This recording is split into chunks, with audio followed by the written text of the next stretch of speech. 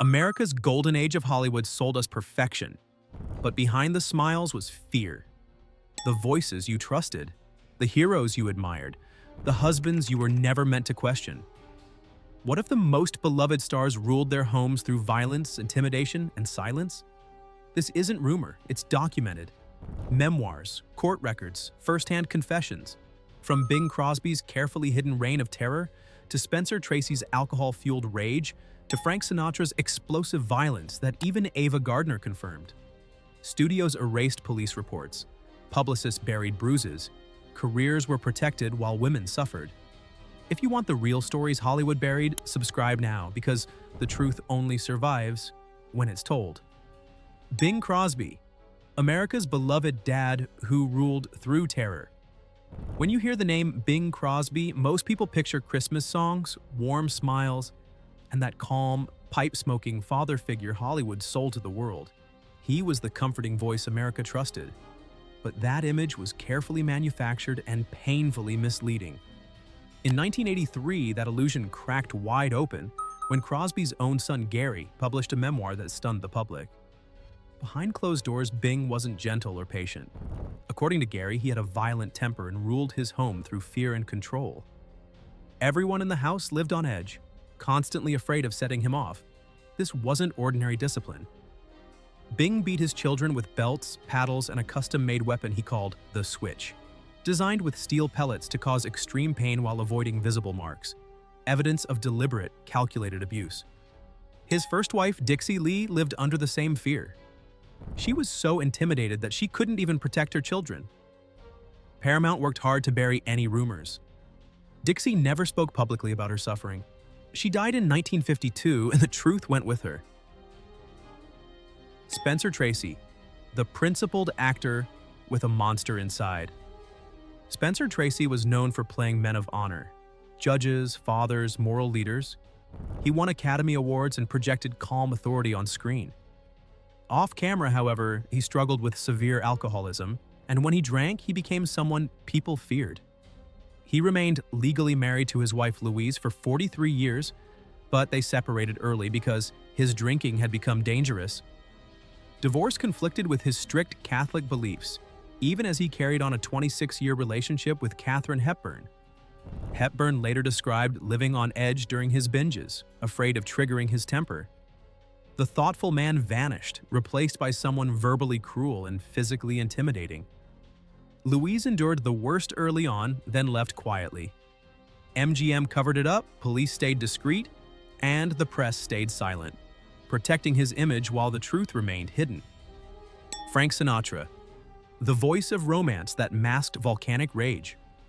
Frank Sinatra's voice defined romance. Soft and emotional, it convinced millions he was sensitive and gentle. But the women who married him saw another side. That calm voice could turn into screaming verbal abuse within seconds, and his intensity often became physical, leaving his wives afraid. His first wife, Nancy Barbato, endured his growing volatility as fame took over. Friends saw his angry outbursts, but Nancy stayed silent for 12 years until infidelity ended the marriage. Ava Gardner refused to stay quiet. In a rare admission, she said, "He hit me. It wasn't often, but it happened." That confession should have ended his career, but Sinatra was protected. Studios buried incidents, police calls went nowhere, and no records were kept. His ties to organized crime made the fear even deeper, turning abuse into something far more intimidating than violence alone. Errol Flynn, the swashbuckling hero who was actually a predator. Errol Flynn was Hollywood's ultimate action hero. Films like Captain Blood and The Adventures of Robin Hood made him the symbol of courage and charm, the fearless man audiences wanted to be. But in real life, the women around him needed saving from Flynn himself. All three of his wives described the same pattern: control, explosive anger, and physical intimidation that completely clashed with his heroic image. His second wife, Nora Eddington, lived in constant fear of his sudden rages, often driven by jealousy and heavy substance abuse, turning everyday life into an unpredictable ordeal. Flynn's story goes beyond his marriages.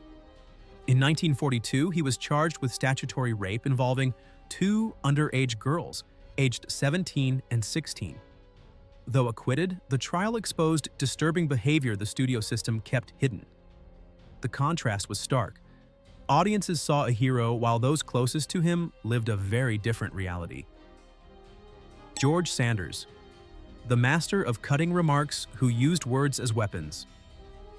George Sanders built his career on being sharp, polished, and cruel.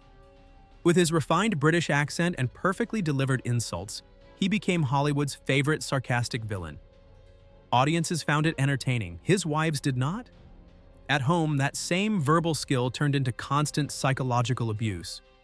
Sanders rarely used physical violence, but his words were relentless, designed to humiliate, belittle, and slowly destroy self-esteem. Zsa Zsa Gabor, married to him from 1949 to 1954, spoke openly about his cruelty. He mocked her looks and intelligence, often in public, using witty remarks to target her insecurities. The pattern continued in later marriages. His marriage to Magda Gabor, Zsa Zsa's sister, lasted just 32 days before ending over mental cruelty.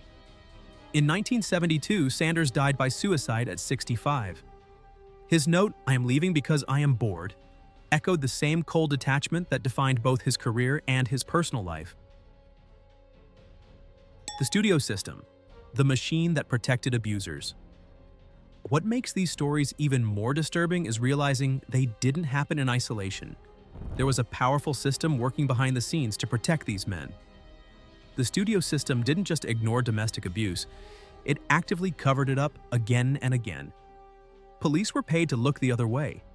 Doctors were pressured to stay quiet. Publicists invented accidents to explain bruises and broken bones when wives appeared in public injured. Studios had too much invested in selling these men as romantic leads, heroic figures, and symbols of ideal American masculinity. Any truth that threatened those images had to be buried. This was long before Me Too, before social media, before domestic abuse was widely recognized as a serious issue. These women suffered quietly while their abusers were celebrated as legends. The price of the illusion, Golden Age Hollywood, created real magic on screen. These stars shaped how generations understood love, strength, and heroism. But that illusion came at a terrible cost, paid largely by the women behind closed doors. The separation between public image and private reality was almost complete. In many cases, the truth didn't surface until decades later, sometimes after the men were gone. A few women, like Gloria Swanson, spoke through memoirs. Many others never spoke at all. The next time you watch a classic film, you may see these stars differently, not as the characters they played, but as the men they truly were. That gap between image and reality may be the most revealing story Hollywood's golden age ever told.